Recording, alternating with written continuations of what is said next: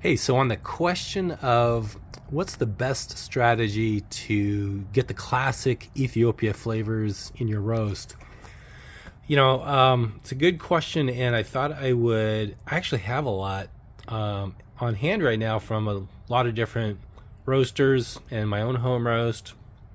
So I thought I would just kind of show people what it really looks like to get a good roast. And the most important thing in any roast is going to be your ending color, and that's really the key to getting those good flavors from Ethiopia. Now these happen to all be washed just for comparison purposes, but what you're really looking for is those fruity and floral notes. And all of these coffees I thought exhibited some good fruity and floral notes. And so I thought I would just show you kind of more in a video than pictures, because sometimes with pictures with white balance, it can be a little confusing in the lighting. So here's when you see pictures posted online, what a lot of people say, oh, this roast looks so good. And it's the Veranda Blend. So this is a reference of what a lot of times you see people posting as a very beautiful or pretty looking roast. But if you were to look at, this is the next, probably next darkest in my lineup. This is from a local roastery called Press, and it is a Yirgacheffe washed. They're saying lemon, black tea, clean body. And it's probably the most developed next to the Starbucks. And even that I thought was not getting a lot of fruity or floral notes. But as you can see, it's not perfectly uniform. It's got some variation. It's not perfect texture. You can see some wrinkles. It looks kind of gnarly, and it's just going to get worse from there. So this is just normal. This is normal for Ethiopia. And so the next one is from Klatch Coffee, and it's a grade 1 Yirgacheffe, and they're saying jasmine, lemongrass, red apple. And again, you can see some chaff still stuck on there. The texture is kind of gnarly. It's not perfectly uniform. This next one is from Two Pillars. It's Arkansas-based roastery. It's a Guji, also a washed. And we're seeing a common theme here. It is not like this at all. It is like this. And it's a good roast. It tastes like Ethiopia. Next I have Tim Wendelboe. He's calling it the Christmas edition. It's from Jimma Koche Forest, I think they call it. And some people would say, oh, that's underdeveloped, that's scorched or something. It's not. It's really tasty. It's very good. Next one is from Onyx, from their Advent box. And it's, what was it?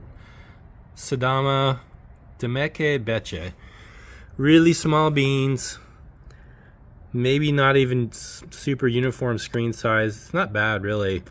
But again, it looks kind of wrinkly. It looks like it's got tan and dark brown, and in between tan and dark brown all mixed in there. And then here was my favorite of what I have on hand right now from in terms of home roast was the Banco Gotiti Gedeb, Banco Gotiti from Sweet Maria's, and it's fantastic. It's really good. And this is all done on an air roaster. Still lots of chaff. That was my best roast of all the Ethiopias I have right now. And it looks like that. So anyways, in summary, if you want to know what the key is, you got to keep it light. We're talking, I'm going to guess most of these roasters are 1 minute or less development time, maybe a minute, 30 seconds. This last one, or the Press Coffee, probably is a little bit longer. My own roast was about 45 seconds, 50 seconds development time. So you might even be hearing cracks still going, or at least tapering off when you end the roast. So don't be afraid of, well, I didn't hear every last pop. Don't worry about it. Kind of go by both the look in terms of the color and then the taste. You got to, and I cut these side by side. That's how I know that they're all good roasts, and they all have those origin characteristics. So what it's worth, I've got a couple natural processed Ethiopia beans here. Again, this is the Starbucks reference of what they call a medium. And then this one's from Onyx, and then this one's a home roast. And again, when you get a close up and kind of take a look at how that looks, this is one of my better tasting natural processed home roasts. Pretty ugly, but they taste great. So anyways, that was it. Kind of a random topic, but I hear people asking questions a lot, and they're doing this and expecting these wonderful flavors, and it's probably not, you're gonna ever have to really struggle to get the fruity and floral notes when you're taking it pretty dark. All right, bye.